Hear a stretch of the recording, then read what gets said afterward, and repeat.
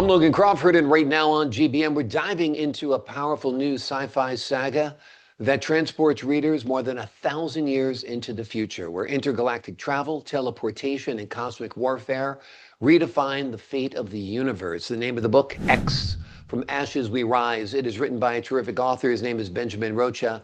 And in the book, he introduces a gripping and emotional battle for survival as an entire species fights extinction after the interplanetary alliance destroys their home planet.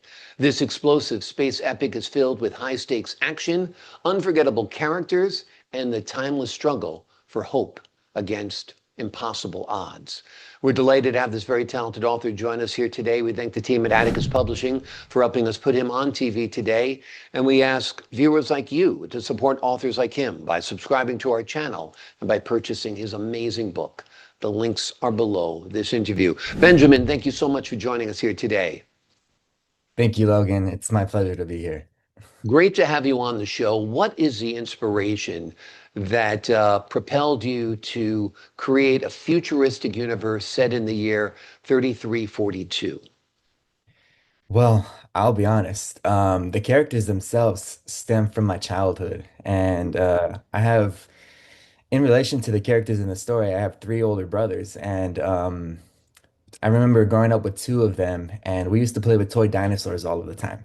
And they were these little stuffy dinosaurs. You can hold them, you can play with them, you can make move their arms and stuff, and they were that's where the origin of the term drawn comes from, which is the name of the alien race who the main character is a part of, whose planet was destroyed, unfortunately. And but in terms of like basing it 1,000 years into the future, I would say like after, life's trials and tribulations led me to becoming a father and different things like that, just out of high school and trying to pursue a career in making music and actually rap music, hip hop music. Oh, Yeah, I would have considered myself a rapper, but which it never really resonated with me in terms of being like holding on to that title. I always consider myself a musician, but that's where like learning how to write comes from, like trying to structure it and stuff like that. But I was basing it 1,000 years in the future. I just kind of went with the flow of it. yeah. And it was like last year sometime when I was, my family and I, we were going through financial hardship. We are going through like I was going through constant career changes, like well, job changes, I should say. And ultimately I was at that point where I knew what I wanted to do. Everything that I had done from that point on. It wasn't like anything specific. And then I just not woke up one day, but I prayed one day. I was like, God, please show me a way that I could be creative that adds value to society and allows me to provide for my family. And, I dwelt on that, the whole manifestation technique, imagining it for a period of time and then feeling it. And then I just gave it to God and just allowed things to work out the way that it was. I was a solar salesman at the time, but the local office here in the state of Washington kind of, left, so I couldn't go with them because I had a whole family to Right. take with me, right? So,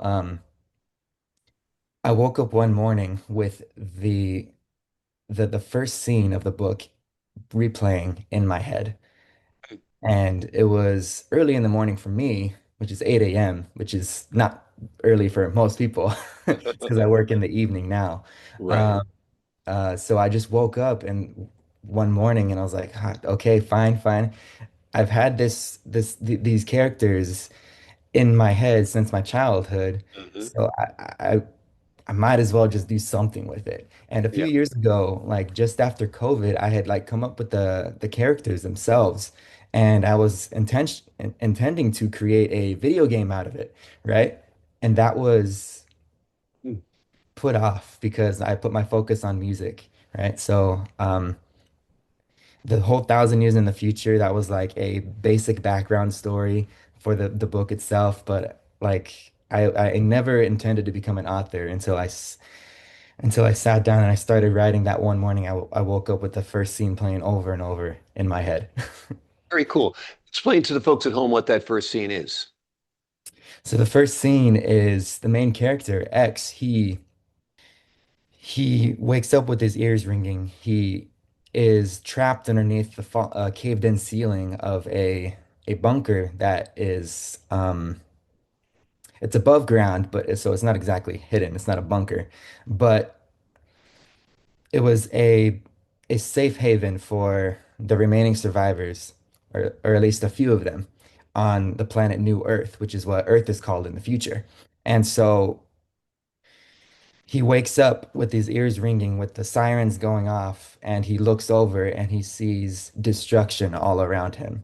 He's Hmm. like, "Oh my gosh, what is happening? What, like, is everyone okay? Like they said Yeah, we were going to be fine, that we were never going to be found." And these are his thoughts, which were right.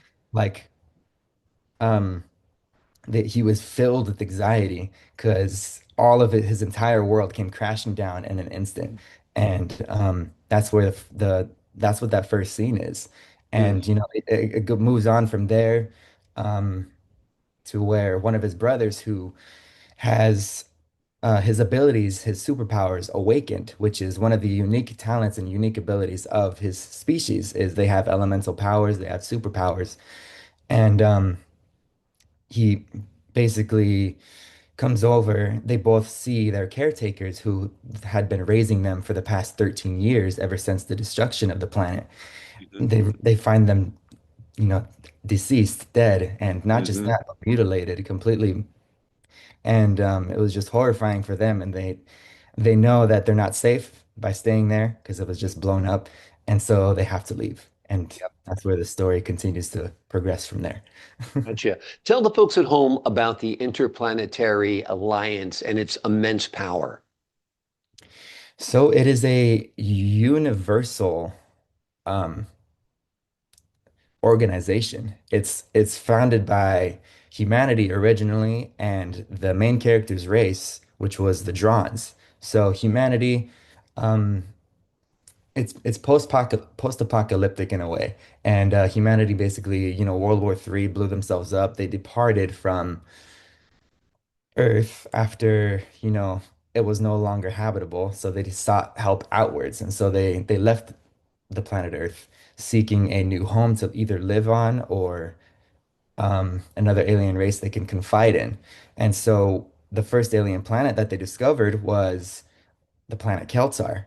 And Hmm. that species, luckily, was the Drons, which is um, they, although powerful, although more than capable of overtaking humanity, or at least what was left of humanity, they welcomed them with open arms. And Hmm. so the Interplanetary Alliance began after the Drons agreed to go back to Earth to help restore it using their elemental abilities and reestablish it as New Earth. And Hmm. so humanity and Drons, humans and Drons, they formed an alliance. And then from there on, over the course of several hundred years, they began to discover more alien planets whom they both helped in different ways in terms of humanity. They allowed them to share their technology, their interplanetary technology, Hmm. intergalactic, and and they were able to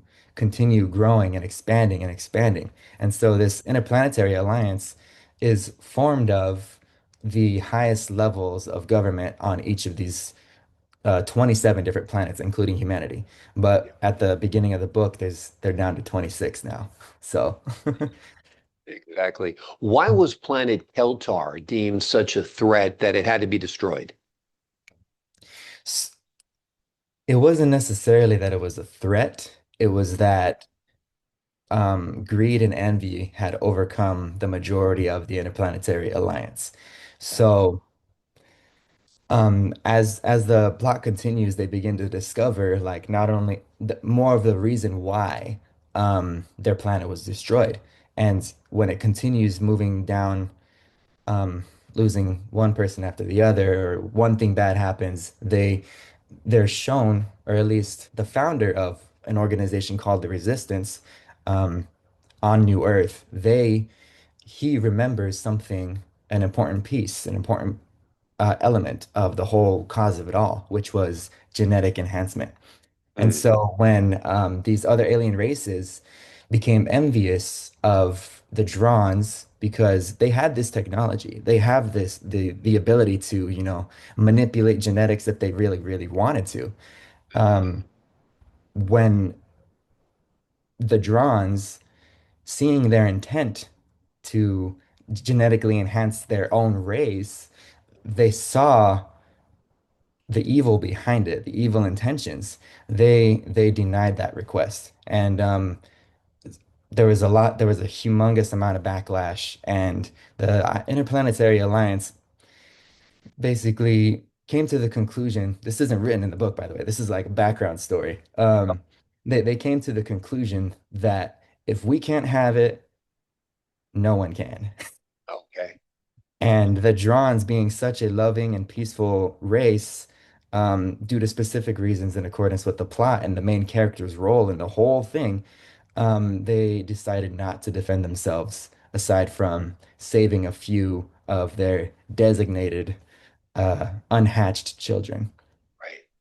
Very, Mhm. very powerful stuff. What makes X a unique and compelling hero in the sci-fi genre? So I think in terms of uniqueness, there's a similar character position across like many different universes in terms of like universes that authors have brought to life. Like there's this young kid basically who is given the choice. Unbeknownst to him, he and the other remaining survivors, they were kept alive with this specific intention, and that intention was for the Drons to hopefully allow for a version of them, or a child, to be born with the power of the stars and the light of the universe. Mm. So all of them throughout history had a history, as it talks about in the book. Drons weren't always peaceful and loving, right? And so when it comes to how they became that way, there was wars, there was death, there was chaos, there was almost an entire what humanity had gone through. There was almost that for them, except they didn't need weaponry, they didn't need technology, they had their own physical bodies and their own capabilities. But just because their entire race, the majority of them was like that, doesn't mean all of them were. They were sects or different parts of um their species that were peaceful and tried to abstain from conflict. And one of them was ultimately able to fulfill achieving a child born with the power of the stars and the light of the universe. And for several hundred years after the founding of the IA, um, which is the Interplanetary Alliance, they had not had that happen for them. There was no, there was a void in the ability to allow one of them to be born. And there were certain standards for them to have met, which was to live a loving life and be at peace with each other. And that was something that, I got inspiration from how it could, manifest from the Mhm. Bible. The sins of the father go down 7 generations. Yeah. And so it takes 7 generations in order for a child of the star, with the power of the stars to be born. Mhm. And that is the unique characteristic, I would say, the most unique, because every main character has to fight for survival in some way, or in some way, shape, or form, just like um, Harry Potter or Mhm. Luke Skywalker. They have these abilities that they don't understand until they find someone to help show them what they're truly made of, right? So Exactly. X, he has this unique position, and he has no idea what it is until he watches videos left behind by his parents. They're historical videos, and yeah, it was by luck and by chance, and ultimately hope and faith that he was born with that ability. And I guess that would be the unique standpoint. Absolutely. Are there parallels or lessons for people in old Earth 2025 to learn from the peace-loving ways of this species? I believe so. Um, there is a little bit of trial and error. No, a lot of bit of trial and error. The world doesn't change overnight for them. It takes ultimately several generations for their species to be able to come to terms with the fact, oh, we can actually do this. It isn't just, it's something they made up and stuff like that. Because back when the first child born with the power of the stars um, and the light of the universe was born, like the entire world the planet Keltar, they marveled over the fact, oh my gosh, how are they able to do this? What did they do? What did they do? And um and so they kept interrogating, they kept on asking like, oh my gosh, will you fight for us in these wars? And they're like, no. Like so it's a little bit of discipline, I would say. Quite a bit of discipline and abstaining from conflict. Um or unnecessary conflict because they could have easily been peaceful and loving and agreed to everything they were told to do. Mm. That's kind of passiveness or like that's delusion in a way. And when it comes to like anything that we can learn from their race, it's that change takes discipline and ultimately faith. And Absolutely. and more than yeah, right. And more than anything, it comes down to you as a person, not telling other people what to do. You have to agree to it Yeah. before you try to convince other people it's possible. You have to Exactly. You got to make the change within yourself first, and then perhaps you can show others, at least by example, of what the change can be. And I think that's a great message. You explore many themes in this book, from survival to justice to identity. Which are the most important to you, or is it something else? Is it a different theme that you wanted to explore? So when you think of the, you mentioned justice, survival, um, I think the one that I tried to focus on that ultimately is at the source of everything is creation. When we think of creation, we think of, and this is not something that I came up with by myself, it's like accumulated from different people that I listen to. When we think of creation, we think of like, oh, he's a writer, oh, he's a drawer, oh, he's a this, he's a that. But what I've come to learn from different successful people is that creation, you're constantly creating no matter what. And you have the choice to take what you've been given and either make it into something, or let it control you, in which case you're choosing to be stay as a victim of your environment rather than at cause over it, right? So the whole you have justice, right?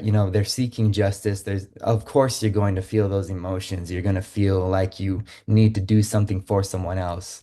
And in which case the resistance, which was originally founded by a few members of humanity, um, most importantly, a character named former Vice President Alan Roger. He was like the initiative who kind of gathered together a group of people undisclosed. It was completely top secret, and the IA didn't know about it until the genetic research that they had been trying to achieve, trying to get their hands on was, dissipated. It disappeared, and like, whoa, what's going on? And so they kept on searching and searching. But I'd say that the theme is that you have justice, the need for justice, and you have the need for survival and the need for, self-discovery. And all of these are tools that are given to you. And you have if you feel motivated to join a cause, or you feel motivated to fight for your own survival, you ultimately have to like create a way. You have to build a way for yourself to make it out of whatever situation you're in, right? And you have Exactly. to. you have to use that willpower that in the midst of all of the darkness, you have to cultivate the light and you have Mhm. to push it outward and keep pushing. And I think the power of creation is ultimately what I try to focus on, which is why the power of imagination for the main characters is so powerful for them because they can only utilize their abilities when they're imagining. Yeah, absolutely. Very, very cool. Let me ask you this. Is this book a standalone or is it going to be part of a series? What's your vision for it?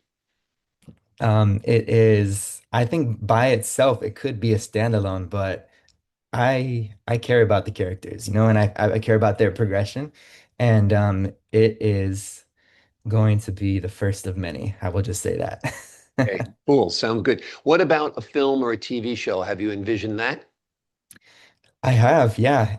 There have been like one of my brothers, he actually read the whole book and he was like that inner dialogue is it kind of reminds me of what they do in anime and I'm like, huh, interesting. I never thought of, you know, the Japanese anime. Yeah, But like a TV show or a movie, I've definitely thought about. yeah, Like I mentioned earlier, it started as an idea for a video game because when right. I was a little kid, I loved video games. Yeah. I stopped playing them when I got into high school because I started being more creative. But video games have always been a part of my childhood, and I've always wanted to play the character of an extremely powerful being. And I was like, you can jump across the world, you can do this, you can change your environment, you can punch things and they'll explode. Like I don't know if that was healthy for me to imagine as a kid, but I but think any imagination is healthy and dreaming that you can fly or jump or have special powers. I think it's all part of the creative process. And I think it's very, very cool. As long as you don't think you're Superman and jump out a window or something, then exactly. you're okay. I know you're a musician and a performer. Have you thought about the score for this film? Would it be a lot of hip hop or rap or what would it be? Or jazz? How would you score this film? So for the score of this film, honestly, um, I would have to think about the music that I listened to while I was writing it. So I listened. It might sound really interesting, but you know, growing up writing rap and writing hip hop kind of music, I actually was able to allow more inspiration to flow through as I was writing when I was listening to a musician named Lindsey Sterling. Mm, And most particularly, she's a violinist who writes dubstep violin music. cool. Just kind of interesting, right? Yeah.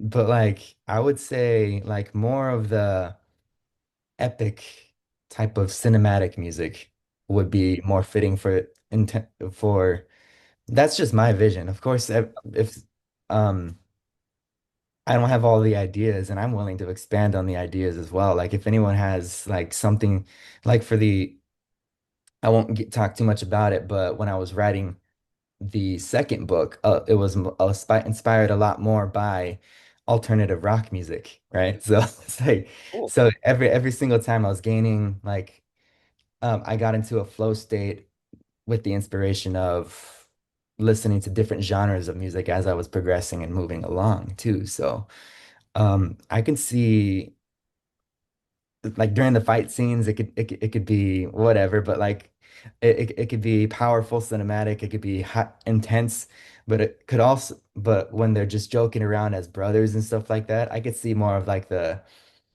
the image that came to me was like the Teenage Mutant Ninja Turtles, you know, with the hip hop Yep. music and something like that, you know, because you know they're brothers and they get along that way. And actually, that's where I learned how to write music from, which was like by observing what my brothers did because a lot they wrote songs and stuff like that. My oldest brother, he started with writing poems and turn that into music. And so that's where that part originally began. But in terms of like where it could go Yeah. musically, there's so much. Like if it becomes a movie, it could be cinematic. Yeah.